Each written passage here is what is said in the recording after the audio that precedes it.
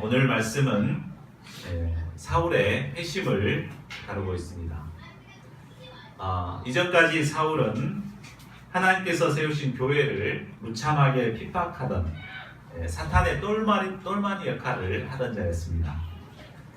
그는 죄인 중에 괴수로서 당장의 멸망을 받아 죽어도 할 말이 없는 자였습니다. 그러나 이런 그가 하나님의 일방적인 은혜로 택함을 받아서 예수 그리스도의 택한 그릇으로 쓰임을 받는 축복을 누리게 되었습니다. 이로 말미암아 핍박자였던 사울이 인류를 구원하는 위대한 사도 바울이 되었습니다. 자, 회심하기 전 사울과 회심한 후에 사도 바울과는 똑같은 사람입니다. 그렇죠? 그러나 누구의 택함을 받고 누구의 그릇으로 쓰임 받는가에 따라서 이처럼 진노의 그릇이 될 수도 있고 하나님께 귀하게 쓰임 받을 수도 있는 것을 보게 됩니다. 자, 그러면 진노의 그릇이었던 사울이 어떻게 예수 그리스도의 택한 그릇이 될 수 있었습니까? 오늘 본문 말씀을 배우는 가운데 우리 각자를 택하신 하나님의 택하심을 새롭게 영접할 수 있기를 기도합니다. 그래서 하나님의 구속 역사의 귀한 그릇으로 쓰임받는 저희 모두가 될 수 있기를 기도합니다. 자, 스데반의 순교 이후에 초대교회는 강력한 핍박을 받게 되었습니다. 수만 명이나 모였던 그 예루살렘 교회가 한순간에 다 이렇게 흩어지게 되었습니다. 그래서 유대와 사마리아 땅으로 흩어졌습니다. 이로 인해 예루살렘 교회는 외견상으로는 회파된 것처럼 보였습니다. 아마 예루살렘에 있었던 그 종교 지도자들은 눈에 가시처럼 여겼던 이 교회가 회파되니까 그 채찍이 내려간 것처럼 아주 개운해했을 것입니다. 그러나 사울은 달랐습니다. 자, 1, 2절을 보십시오. 그는 주의 제자들이 유대와 사마리아로 가서 복음을 전한다는 소식을 듣고 여전히 위협과 살기가 등등했습니다. 그래서 대제사장을 설득해서 다메섹 여러 회당에 공문을 청합니다. 다메섹은 이방 땅인데 그 퇴로를 딱 차단해가지고 거기서부터 이제 기독교인들을 아주 진멸해 버리고자 작전을 짠 것입니다. 사울은 이를 통해서 기독교인들의 씨를 말려버리고자 했습니다. 자, 그러면 사울이 왜 이렇게 교회를 박해하는 것입니까? 사울은 자유민 회당 소속으로 철저한 유대 신봉자였습니다. 유대교 신봉자였습니다. 그는 다소 출신으로 로마 시민권을 가지고 있었기 때문에 안정된 삶을 살 수도 있습니다. 그런데 그러한 모든 것을 버리고 유대에 와서 오로지 유대교 신앙을 생활하기 위해서 유대교로 왔습니다. 그리고 당시 최고의 율법 교사인 가말리엘 밑에서 철저한 율법 교육을 배웠습니다. 이런 그의 눈에는 자신들은 정말 성정과 율법을 신성시 여겼는데 그것을 허물어뜨리는 이 기독교야말로 처 없애 죽여야 되는 그런 것으로 여긴 것입니다. 그래서 그는 기독교 세력이 더 커지기 전에 싹을 잘라버려야 된다고 생각하고 누구보다도 열심히 이 교회를 박해하였던 것입니다. 사명감을 가지고 아주 열심히 교회를 박해하고 있었습니다. 결국 사울이 이처럼 열심히 교회를 박해하는 것은 바로 자신의 신념이 옳다고 생각하는 이런 편협한 마음 때문이었습니다. 또한 예수님이 어떤 분이신가를 모르는 영적 무지 때문이었습니다.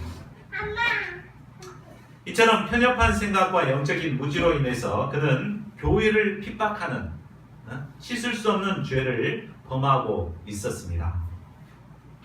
자, 오늘날도 많은 사람들이 편협한 생각과 영적인 무지로 인해 교회를 핍박합니다. 사람들은 자신이 생각하는 편협한 기준으로 교회를 판단합니다.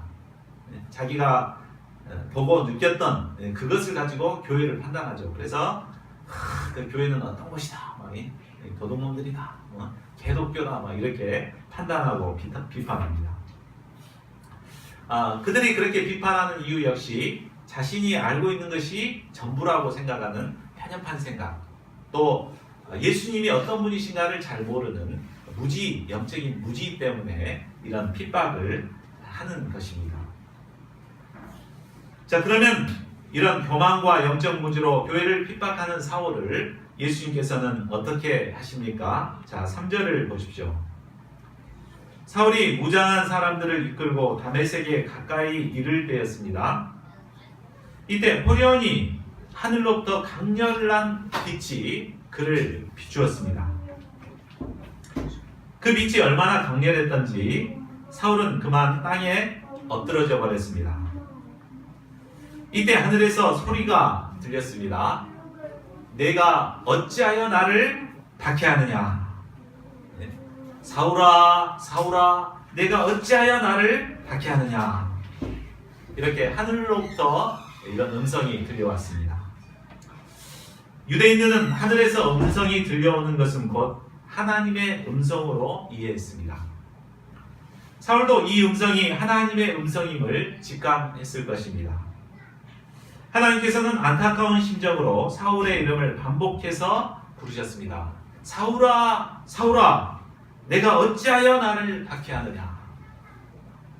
사울은 이 말에 깜짝 놀랐을 것입니다.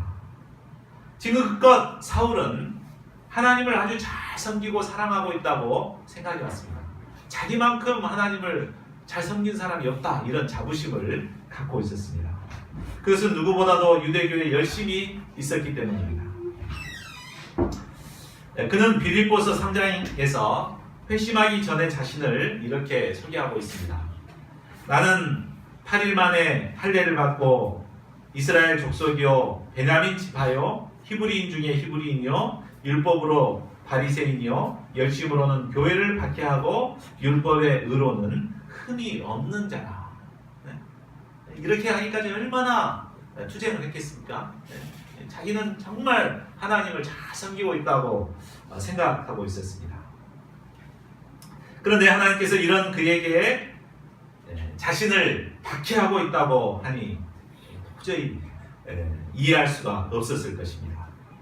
그래서 그는 과연 말씀하신 분이 하나님이 맞는지 되묻고자 합니다. 5절을 보십시오. 주여 누구시니까? 자, 이에 하나님께서 다시 말씀하십니다. 나는 내가 박해하는 예수라. 아마 이 말은 사울에게 더 큰 충격을 주었을 것입니다. 그가 그토록 악착같이 또 열정적으로 박해했던 그분이 바로 하나님이신 예수님이시라니 참 얼마나 놀랐겠습니까? 그가 예수님을 그동안 얼마나 박해했습니까? 의인 스데반을 죽이기 위해 거짓 증인들을 세우는데 공모했습니다. 또 천사의 얼굴로 하나님의 말씀을 전하는 스데반에게 돌을 던져 죽이는데 앞장섰던 자입니다. 예루살렘 교회를 잔멸하고 또 숨어있는 자들을 색출하기 위해 가가호 방문해서 끌어냈습니다. 그리고 모두 옥에 가두어 버렸습니다. 그것도 모자라 이제 다메섹까지 원정을 와서 도망간 신자들을 잡고자 했습니다. 물론 사울이 예수님을 직접 박해한 적은 없습니다. 아마 사울은 예수님을 직접 보지 못했을 수도 있습니다. 다만 그는 예수님을 믿고 증거한 신자들을 박해한 것뿐이었습니다. 그런데 예수님은 신자들을 박해한 것이 곧 직접적으로 예수님 자신을 박해한 것이라고 말씀하십니다. 어찌하여 나를 박해하느냐? 또 나는 내가 박해하는 예수라. 바로 예수님 자신이 박해를 당하고 있다고 말하고 있습니다. 자, 이 말은 무엇을 말해줍니까?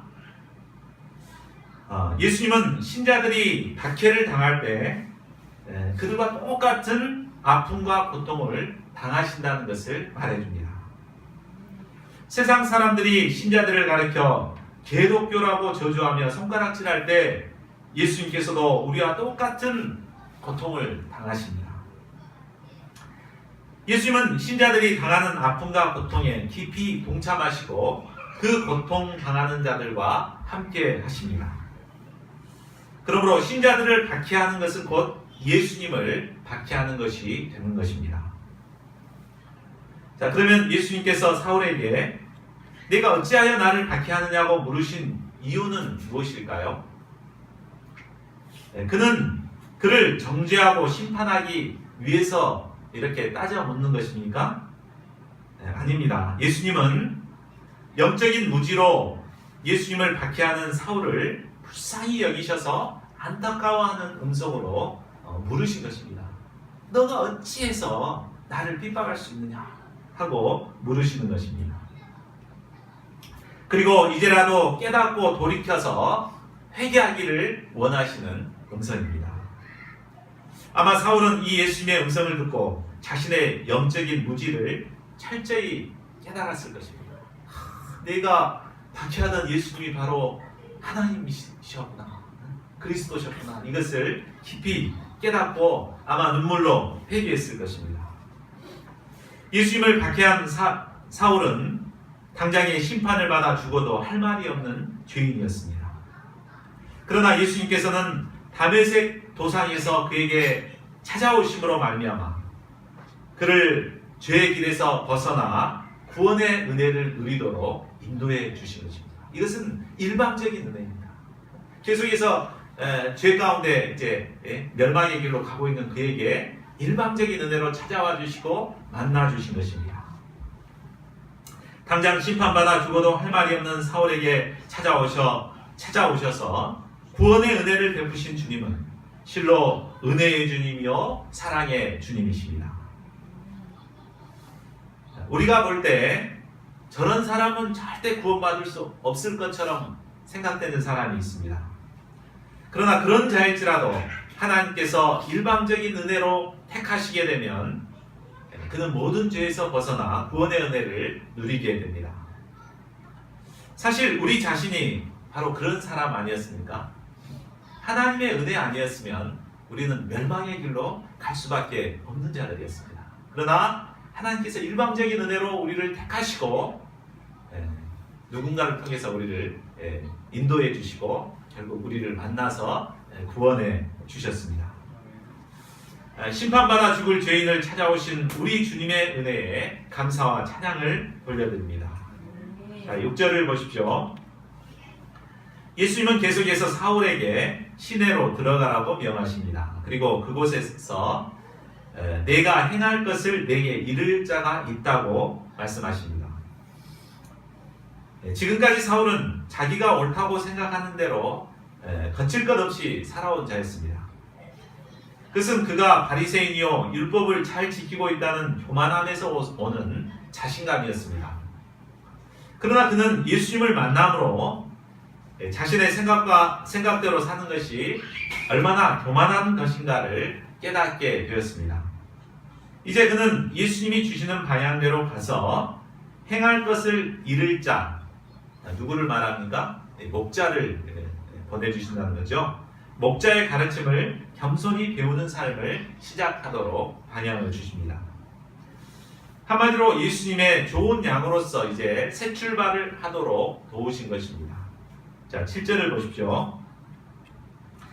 같이 가던 사람들은 소리만 듣고 아무도 보지 못하여 놀라 멍하니 서 있었습니다. 분명히 사울이 예수님을 만난 현장에 많은 사람들이 있었습니다. 근데 많은 사람들이 소리는 들었지만 예수님을 볼 수가 없었습니다.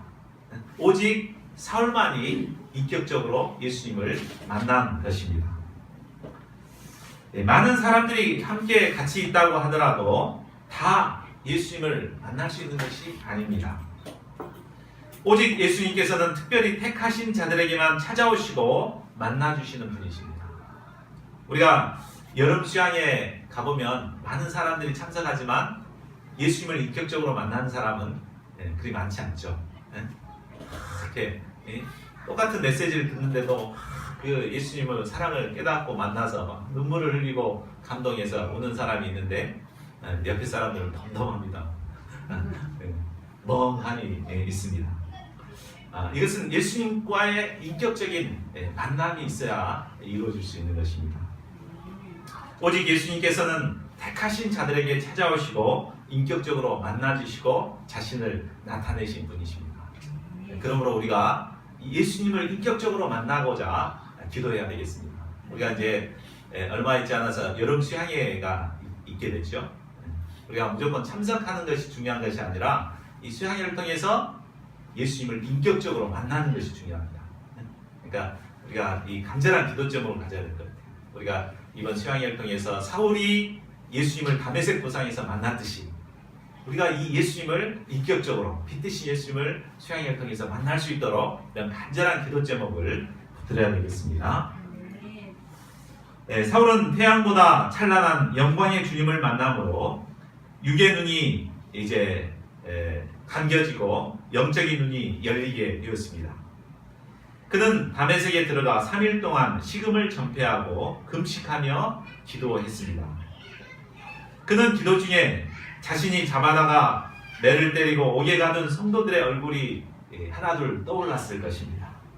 특히 돌에 맞아 죽어가면서도 천사와 같은 얼굴로 무릎을 꿇고 기도하던 스데반의 기도 소리가 가슴에 사무쳤을 것입니다. 그는 죄인 중에 괴수인 자신을 찾아오사 구원해 주신 이 예수님의 크신 감격에 정말 눈물을 흘리며 한없이 감사의 기도를 드렸을 것입니다. 자, 그러면 예수님께서는 사울을 섬길 목자로서 누구를 예비하시니까 10절을 보십시오. 그때 다메섹에 아나니아라는 제자가 있었습니다. 예수님은 환상 중에 아나니아를 부르시고 그에게 사울을 찾아가서 안수하여 보게 하라는 방향을 주었습니다. 이때 아나니아의 반응이 어떠합니까? 13, 14절을 보십시오. 이미 아나니아는 소문을 통해 사울이 어떤 사람인가를 잘 알고 있었습니다. 스데반을 비롯해서 예루살렘에서 주의 성도들에게 적지 않은 해를 끼친 악년 높은 자라는 것을 잘 알고 있었습니다. 또한 그가 대제사장에게 모든 사람을 결박할 권한을 가지고 왔다는 사실도 이미 알고 있었습니다. 그런데 이런 그에게 가서 장님이 된 그를 보게 하라는 이런 사명을 주었을 때 얼마나 두려웠겠습니까? 눈을 뜨자마자 자신부터 잡아가는 거 아니겠는가? 이런 두려움이 생겼을 것입니다. 자, 이런 그에게 예수님은 뭐라 말씀하십니까? 우리 15절을 같이 읽겠습니다. 자, 시작. 주께서 이르시되 가라. 이 사람은 내 이름을 이방인과 임금들과 이스라엘 자손들에게 전하기 위하여 택한 나의 그릇이라. 아나니아가 사울을 두려워할 필요가 없는 이유는 바로 주님께서 택하셨기 때문입니다. 사울은 예수님의 이름을 이방인과 임금들과 이스라엘 자손들에게 전하기 위해서 택한 주님의 그릇입니다. 자, 그릇은 자기 의지가 없습니다. 그렇죠? 그릇이 뭐 자기 의지가 있습니까? 전혀 없잖아요. 다만 누가 어떻게 쓰느냐에 따라서 그 가치가 달라지게 됩니다. 사울은 바로 이런 그릇에 불과한 자였습니다. 사울은 지금껏 자기가 원하는 대로 자기 소신껏 살아왔다고 생각할지 모릅니다. 그러나 그가 지금껏 교회를 핍박하는 박해자로 산 것은 결국 사탄이 그를 택해서 사용했기 때문입니다. 그러나 이제 이런 사울을 하나님께서 택하셔서 예수님의 이름을 전하는 그릇으로 쓰시겠다고 하십니다. 그가 지금껏 불의의 도구로 사탄에게 쓰임받아 왔을지라도 이제 하나님께서 택하셨기 때문에 그는 성령의 도구로 귀하게 쓰임받을 수 있게 된 것입니다. 자, 그러면 예수님께서는 왜 수많은 사람들 중에서 왜 하필이면 사울을 택해서 사탄의 그릇으로 쓰임받던 이 사울을 택해서 쓰시고자 하는 것일까요? 그것은 장차 사울을 통해서 하실 일이 바로 사탄의 쓰임받은 자들을 구원하는 일이기 때문입니다. 사탄에 사로잡혀 불의의 그릇으로 쓰임받는 자들을 잘 이해하고 도울 수 있는 자는 바로 그렇게 경험해본 자일 것입니다. 그래서 사울은 자신이 어떤 삶을 살았는가를 잘 알기 때문에 그런 자들을 품고 잘 섬길 수 있는 그릇이 되는 것입니다.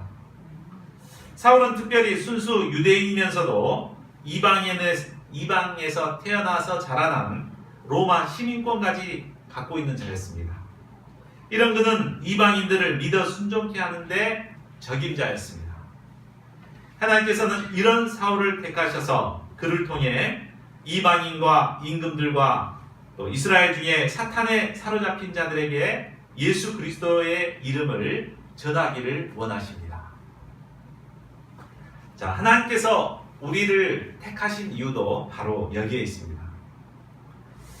저는 과거 대학에 대한 폐배의식과 지방대생으로서의 열등의식에 빠져서 술에 취해 살던 자였습니다. 그래서 그대로 살다가는 술 취해서 간염에 걸려가지고 결국 죽을 수밖에 없었습니다. 그러나 하나님께서는 이런 저를 택하시고 목자가 되게 하셨습니다.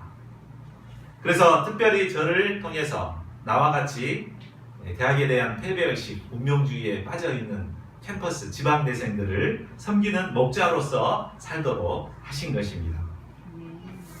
하나님께서 우리 각 사람을 택하신 이유도 나를 통해서 과거 나와 같이 영적으로 무지해서 사탄의 종노릇 했던 자들을 돕기를 원하시기 때문입니다. 그들에게 예수 그리스도의 이름을 전하기를 원해서 우리를 택하신 것입니다. 우리가 잘나고 똑똑해서 택한 게 아니에요.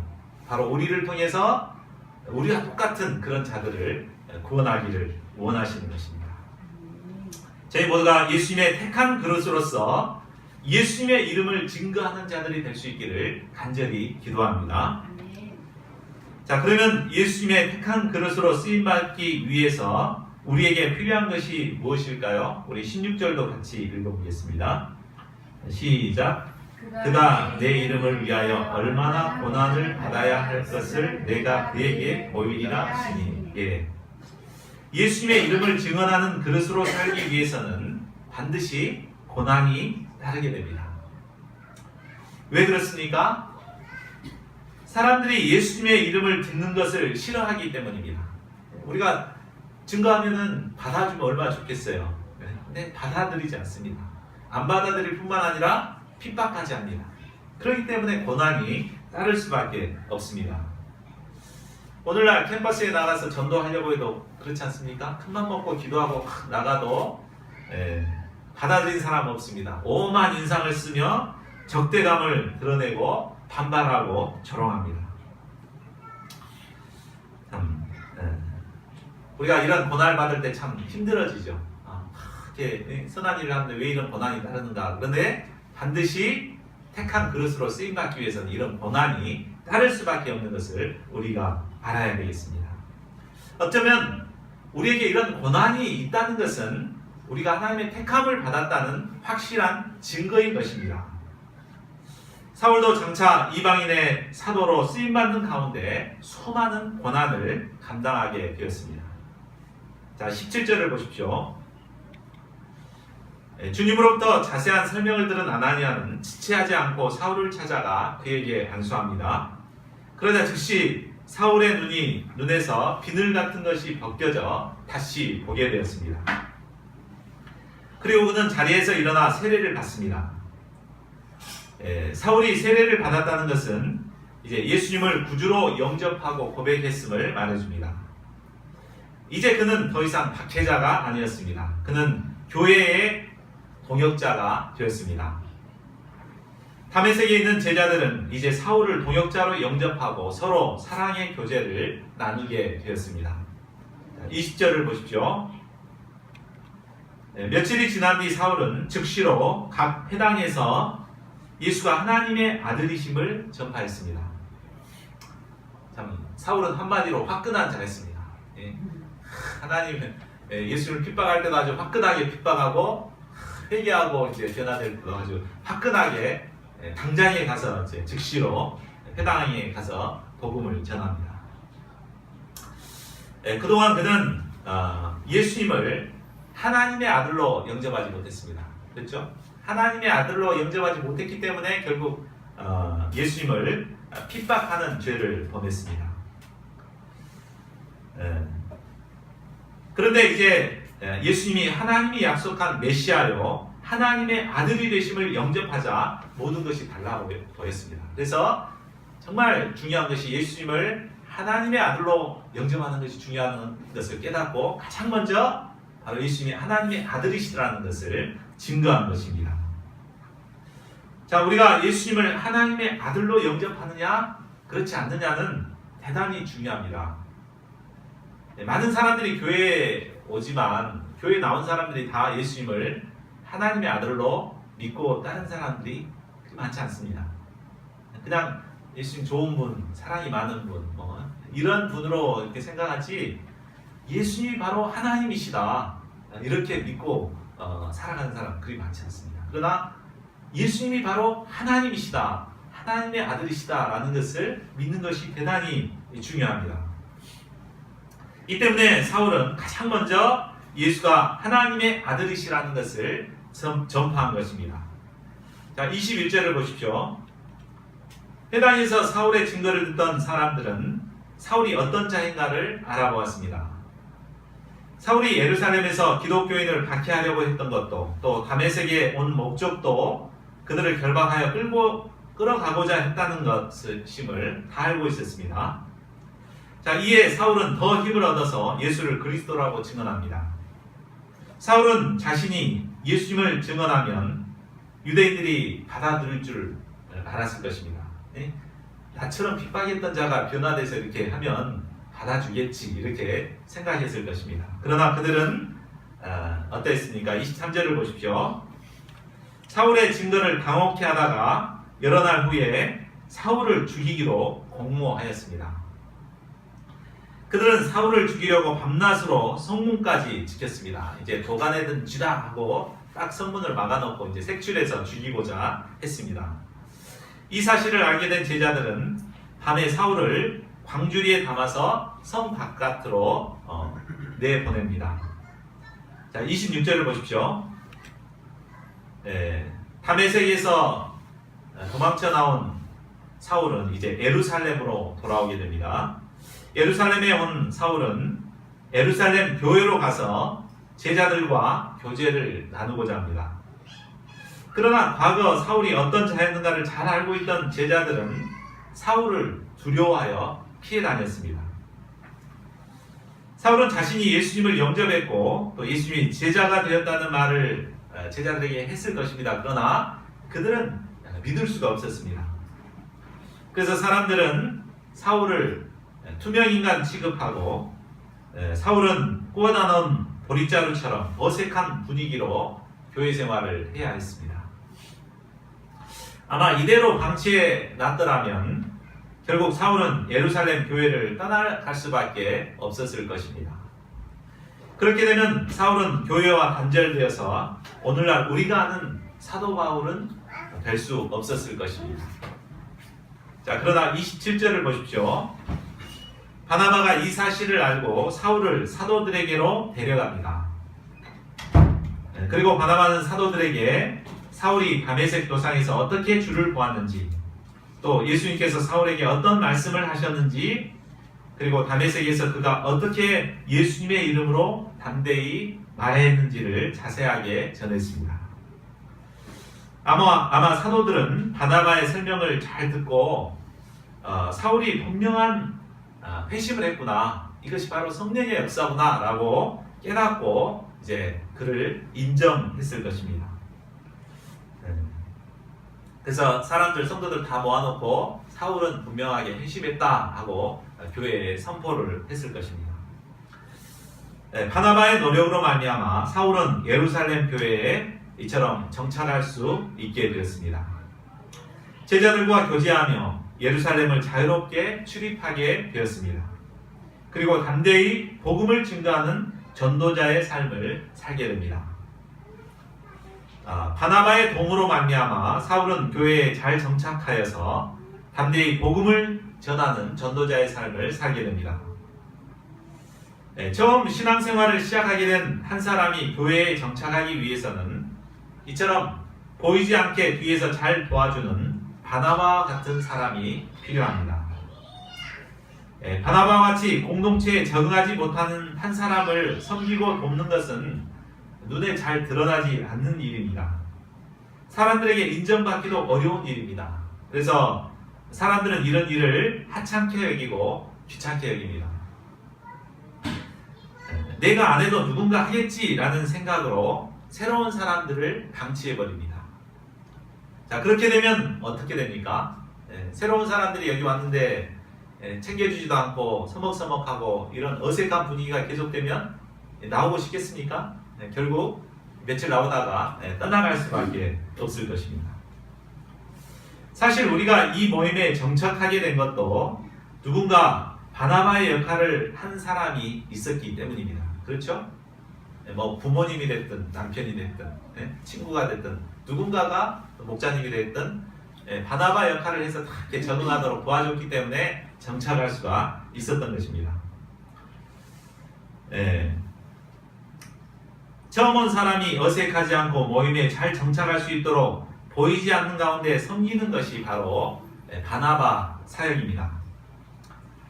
우리가 새로운 사람들이 있으면 바나바처럼 이렇게 잘 챙겨줄 수 있기를 바랍니다. 그래서 미리 전화해서 주일 예배 오시라고 이렇게 연락도 하고 또 안 오게 되면 다시 전화해서 무슨 일 때문에 못 오셨는가 연락도 하고 또 시간 날 때면 가서 찾아가서 신방에서 같이 커피도 마시고 식사도 하고 이런 교제를 통해서 그 사람이 이곳에 차츰차츰 정착할 수 있게 될 것입니다. 저희 모두가 바나바처럼 새로 오신 분들이 어색하지 않고 잘 이곳에 정착하도록 돕는 자들이 되기를 기도합니다. 자, 29, 30절을 보십시오. 사울은 먼저 헬라파 유대인들에게 주 예수의 이름을 담대히 증언합니다. 사울도 헬라파 출신 유대인입니다. 그는 회심하고 난 후에 자신과 같은 처지에 있던 그들에게 가서 담대히 예수님의 이름을 증언한 것입니다. 사울이 헬라파 유대인들에게 담대히 예수님을 증언하자 그들은 오히려 사울을 죽이고자 합니다. 이 사실을 안 형제들이 사울을 가이사랴로 데리고 내려갑니다. 거기서 또다시 사울을 그의 고향인 다소로 보내게 됩니다. 자, 이 모습은 사울과 제자들이 얼마나 깊은 사랑의 관계를 맺게 되었는지를 보여주는 장면입니다. 얼마 전만 해도 형제들은 사울을 두려워하고 피했습니다. 아마 어떤 형제는 스데반을 죽인 원수처럼 여겼던 자도 있었을지 모릅니다. 그러나 바나바의 섬김으로 사울이 교회에 정착하게 되었고 그들은 그리스도의 사랑으로 사랑의 그릇을 이루게 되었습니다. 형제들은 사랑하는 형제 사울이 위험에 처한 것을 알게 되자 가만히 그를 내버려 두지 않았습니다. 자신들도 할 일이 많을 텐데 사울과 동행해서 가이사랴까지 함께 동행합니다. 참 이 얼마나 아름다운 모습입니까? 우리 모임에도 이런 사랑의 교제와 관계가 이루어질 수 있기를 기도합니다. 자, 그러면 예루살렘 교회에 이런 아름다운 사랑의 교제가 이루어지자 어떤 역사가 있게 됩니까? 우리 31절을 같이 읽어보겠습니다. 시작. 그리하여 온 유대와 갈릴리와 사마리아 교회가 평안하여 든든히 서가고 주를 경외함과 성령의 위로로 진행하여 수가 더 많아지니라. 온 유대와 갈릴리와 사마리아 교회는 핍박을 피해 떠도는 불안정한 사람들에 의해 개척된 곳입니다. 그 교회들은 핍박으로 인해 늘 불안했을 것입니다. 그러나 그런 가운데서도 형제들이 사랑의 공동체를 이루어가게 되자 그곳에 평안이 임하게 됐습니다. 이처럼 아무리 어렵고 힘든 상황이라 하더라도 형제들이 사랑으로 서로 챙겨주는 곳에는 평안이 임하게 됩니다. 형제의 사랑이 가득한 모임은 든든히 서가게 되고 또 성령의 위로로 말미암아 그 수가 더 많아지는 축복을 누리게 됩니다. 저의 모임이 바로 이런 모임이 될 수 있기를 기도합니다. 수가 적지만 정말 서로 사랑하는, 서로 챙겨주고 같이 동행해주고 함께하는 이런 사랑의 교제를 나눌 수 있기를 기도합니다. 그래서 성령의 위로가 임하고 수가 갈수록 늘어나는 저희 교회가 될 수 있기를 간절히 기도합니다. 자, 결론을 맺겠습니다. 예수님께서는 사탄의 그릇으로 쓰임받던 사울을 일방적인 은혜로 택하시고 이방인들에게 예수님의 이름을 전하는 그릇으로 택하셨습니다. 이와 마찬가지로 예수님께서는 죄의 그릇으로 쓰임받던 저희들을 캠퍼스 영혼들에게 복음을 전하는 그릇으로 택해 주셨습니다. 저희가 예수님의 택한 그릇으로 쓰임받기 위해서는 고난을 감당해야 합니다. 사도 바울처럼 수많은 거절을 당하기도 하고 또 심지어 죽을 것 같은 두려움에 처할 수도 있습니다. 어떤 사람은 이런 고난이 두려워서 택하심을 외면하기도 합니다. 그러나 우리는 예수 그리스도의 택한 그릇으로서 이런 고난을 기쁨으로 감당해야겠습니다. 저희 모두가 예수 그리스도의 택한 그릇으로 고난을 감당함으로 생명권의 역사에 귀하게 쓰임받는 자들이 될 수 있기를 간절히 기도합니다. 우리 15절을 같이 읽고 기도하는 시간 갖겠습니다. 자, 시작. 주께서 이르시되 가라, 이 사람은 내 이름을 이방인과 임금들과 이스라엘 자손들에게 전하기 위하여 택한 나의 그릇이라.